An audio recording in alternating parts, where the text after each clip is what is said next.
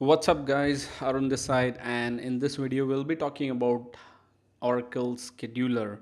Now the Oracle Scheduler, definitely the DBAs, they are using cron jobs or writing their own shell scripts from ages, like from years, from the time Oracle is alive. From that time everybody is using the cron jobs or the OS level scripts, but Oracle introduced the DBMS scheduler in 10G version, and from there on, if you see, the benefits of the DBMS scheduler are more when compared to your cron jobs. In this video I'll be walking you through how do you create the cron jobs, how do you create your own schedule, and how do you execute a program or an executable file. You can even execute OS level files via the DBMS scheduler. Let us jump right into our activity and let me walk you through this article.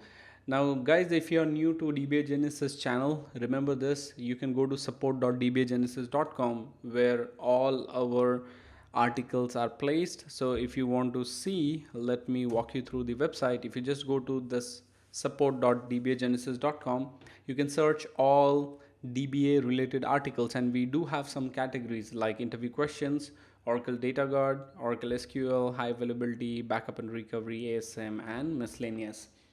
So go there. If you have any suggestions, what you can do is click on contact support, or if you need an immediate attention from any of our DBA experts, you can click on this button and start chatting right from the website. All right, coming back to the article, Oracle DBMS scheduler. As I mentioned, guys, everybody is using OS level scripts for all of their backup, recovery, and other scheduling activities. So what people do is, or DBAs do is, they create OS level scripts, they schedule it in cron tab if it is Linux, and if it is Windows systems, definitely they use the Windows scheduler. Now, DBMS scheduler has introduced many benefits, yet many DBAs still stick to OS level scripting, and the reason is they are not familiar with this DBMS scheduler. I don't know the reason, but technically it is very simple to use. It's just you have to use it once and then you will become comfortable with DBMS scheduler. Now, before I dive directly into the DBMS scheduler and start showing you the activity, first of all, I would like to talk about three main components in DBMS scheduler. You need these three components in order to schedule or run a job inside the DBMS scheduler. Step one that we have is you need to define the type of program that you want to run inside the scheduler.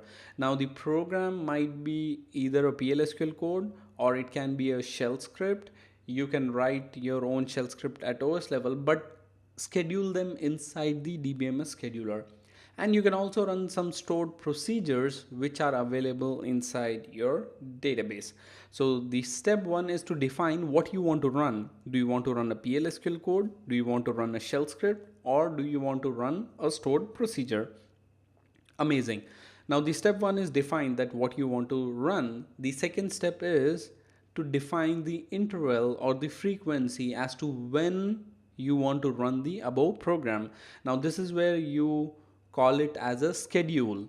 So first you define a program as to what you want to run, then you define a schedule as to when you want to run, and finally you create a job.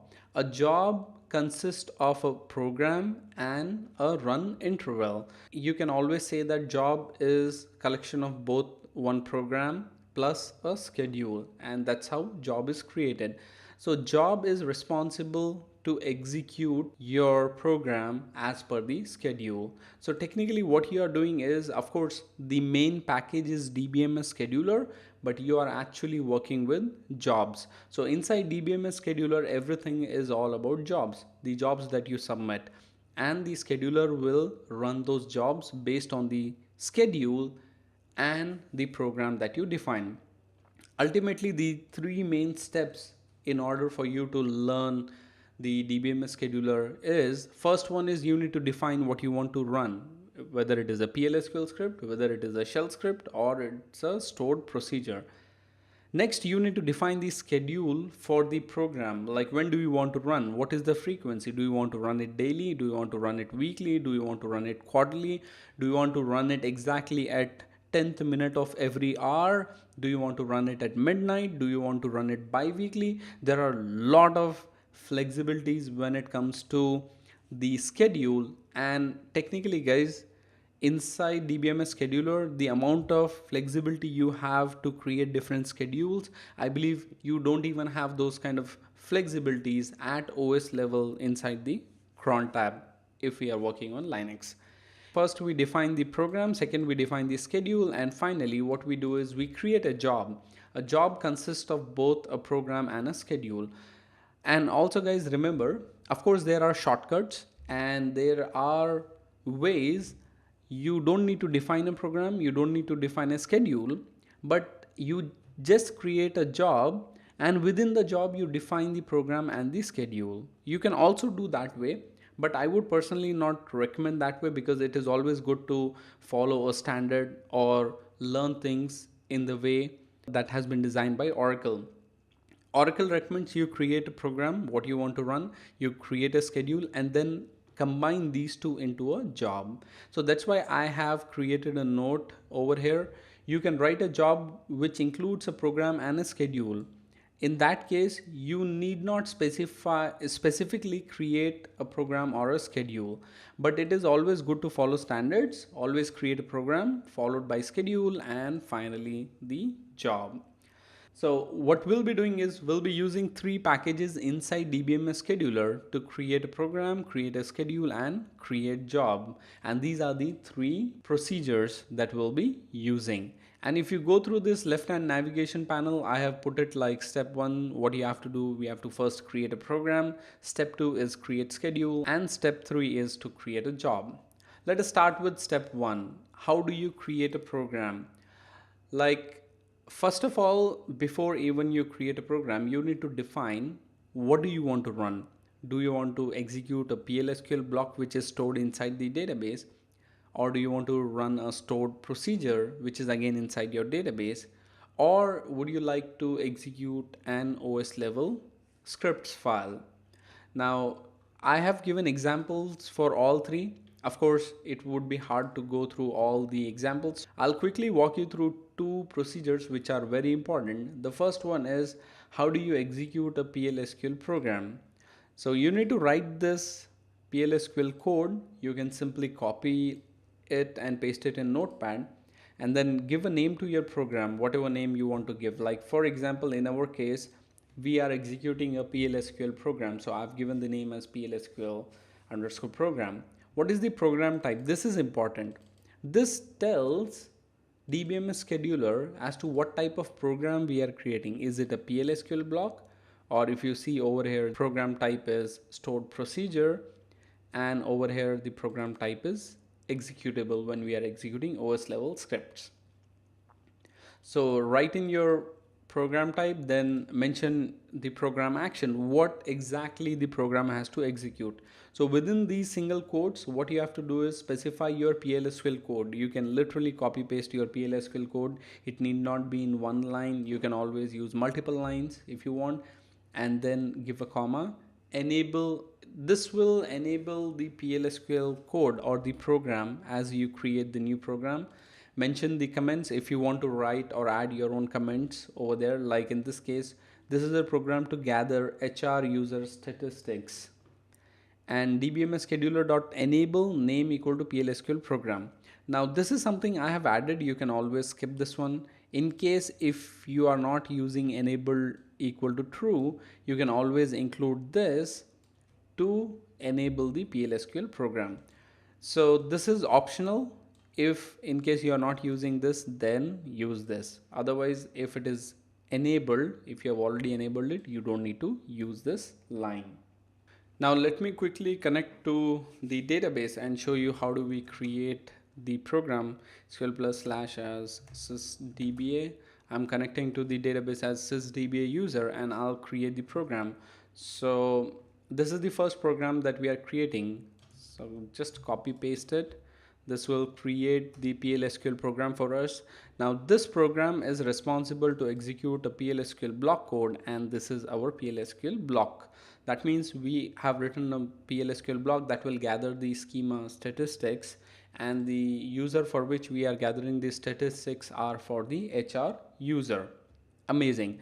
Now that as per our step 1 we have already created the program, the next thing is we need to create a schedule for this program. So I'm directly jumping on to create schedule, but before that I'll show you something. Now how do you drop, enable or disable a program? Definitely this program is already enabled. You can use these queries to drop a program, to disable a program, and to enable a program. But this is something important which I wanted to talk about. This query will allow you to check the details of the existing programs on your system, right? So this will ask you the program name. Now our program is PLSQL program. Make sure you put it in all caps, PLSQL underscore program. That's the name of the program. And when you hit enter, this will give you the owner who owns this program, what is the name of the program, and whether it is enabled or disabled. So this query is amazing if you want to check the status of the program. Now I'm jumping directly into the step 2, that is create schedule, and we will create a schedule. Now this package dbms scheduler.create schedule will allow you to create schedules inside your scheduler. So we have to define a name to the schedule, give whatever the name suitable for your schedule. Like this schedule will run every hour, so that's why the name is hourly sched. The start date we are specifying like system timestamp. Whenever we create this procedure, whatever the timestamp or whatever the system time is, start this schedule immediately and run it every hour. This repeat interval is the parameter that defines the frequency of the schedule.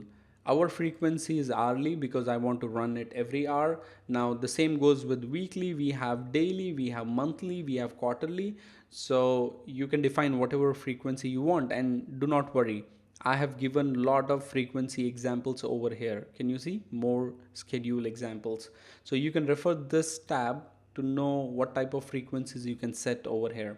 So in this case our frequency is hourly, and at 00 minute we want to run this schedule. So this schedule will run every hour exactly at 1 a.m., 2 a.m., 3 a.m., 4 a.m., 5 a.m. because the the minute is 0. So exactly at 0 minute every hour the schedule will run. We can also set an end date for a schedule, but as of now we are not setting an end date. That's why it is null, and you can put your comments. So let me go ahead and create this schedule.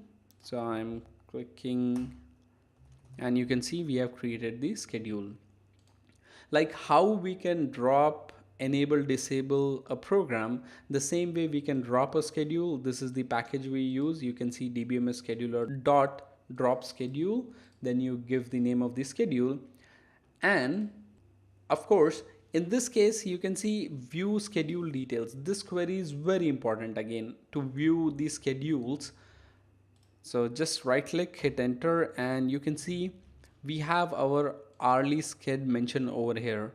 And do not worry guys, as this is user, definitely there will be default schedules inside your database because there are a lot of jobs that run by the dbms scheduler as the sys user inside the database. So do not worry about them, and do not ever delete or touch those schedules until it is required by the application or it is recommended by the software vendor or your client. So we can see that we have created our hourly schedule. Now, as I mentioned earlier, we have more examples. So if you want to run a schedule every day at midnight, this is the format you have to use. Every day at 4 p.m, run every hour at 10th minute, and every 5 minutes, and all. Now that we have completed 2 steps, we created a program. That program will gather schema statistics for the HR user. We created a schedule that will run every hour. Now our job is to create a job. So in this case, what we'll do is we'll create a job that will run the program on the defined schedule. So how do we create a job? You can see this one. This is the package, begin dbms scheduler.create job. So you need to define the job name, whatever the job name. In our case, it is test sched job. What program you want to run. Now give the program name. All right, don't define the program again. In the create program section, if you see, our program name was PLSQL program. Let me scroll up and show you. Can you see create program? Program name is PLSQL underscore program. Next is schedule name. Give the name of the schedule that you just created. Over here you can see we have created this schedule and the name is hourly sched. So give the same name over here. Do you want to enable the job? Just mention it as true and write your comments for this job. Now what this will do is, as soon as I execute this, every hour what will happen is this job, test sched job, this will execute the PLSQL program based on our hourly schedule. So every hour at 00 minutes, it will gather these statistics for the HR schema. Now, how do you drop, enable, disable a job? I have mentioned all these queries. And to view the job details, definitely this is a very important view. This will help you check the jobs inside the database. Now, as I mentioned earlier, as a sys user, there will be backend jobs that are running. Don't delete or touch them until unless it is required or requested by the application team. Our job is to check our schedule or our submitted job, that is test sched job, and you can see this job, it is enabled. Every hour DBMS scheduler will run this job, which internally contains a PLSQL program and hourly schedule. Alright guys, now that we have done with a simple PLSQL block, I would want you to walk through another stored procedure program. Like, how do you create a program that executes a stored procedure? Remember guys, the PLSQL program was very simple, right? Because we had a PLSQL program where we defined the argument inside the PLSQL program. Now sometimes when you want to execute some stored procedures, you have to send some arguments. These arguments are your data types or specific user inputs that are required to run the stored procedure. Now I have given an example over here. We are again running the dbms stats.gather schema stats, and we already know that this procedure takes the username or the schema name as the input. Now in this case, what you have to do is you need to define the number of arguments that will be passed to this procedure. Now we know that the gather schema stats takes only one argument, and that's why we have to define the number of arguments as 1. We have to disable the program before you define the argument, and we define the argument in the next step. You can see dbms scheduler.define program argument. We are defining the argument type, like we have to tell the scheduler what type of argument to accept, like whether it is varchar type, date type, or number type. What is the type of the argument? What is the position of the argument? Let's take, if we have 3 arguments, which argument will come first, which will come second, which will come third. So we define everything under define program argument. Now the program name, you have to specify the same program name so that this argument will be attached to this program. All right, argument name, what is the name of the argument, like owner name or schema name, you can give whatever the name you want to define. Then argument position, it will be 1 in this case because we have only one argument. Argument type is varchar2 because we'll be submitting the schema name to this procedure. And what is the default value? Let us take, if no argument is defined, then what should be the default value so that your scheduler program does not run into errors. And once you define the program argument, then only you can enable the program. So any program which consists of a stored procedure which requires arguments, you cannot enable it right away. You need to define the argument. Now you might say, what if I have more than 2 arguments? Just copy this one, paste it below, and define your second argument and continue like that. So this is a small sample of how to run these stored procedures, and let me walk you through quickly with the third type of program that you can create, that is executing OS level scripts.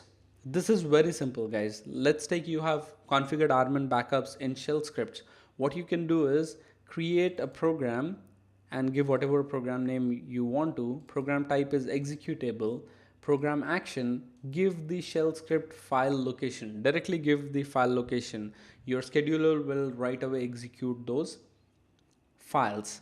You can enable it, define the comments like program to trigger Armin full backup. Let's take if this is a full backup script, and then you can again define enable and disable. Again guys, as I mentioned earlier, if this enable is used, you can skip this line, or if you did not enable it, then you can enable it using this procedure.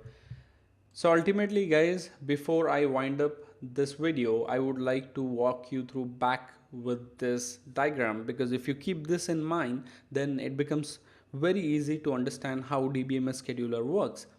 There are three stages for DBMS scheduler. There is a program, there is a schedule, there is a job. Program defines what do you want to execute. Do you want to execute a PLSQL code? Do you want to execute a shell script? Or do you want to execute a stored procedure? The next part is the schedule. Schedule is where you define the frequency and the interval as to when the program should run. And finally, you create a job that consists of both a program, a schedule, and then you submit this job to the DBMS scheduler. Alright guys, I hope you enjoyed this video, and in case you want us to create more videos on new topics related to Oracle database, I would want you to go ahead and comment below this video. That's all for now guys, and I'll see you in the next video. Thank you so much.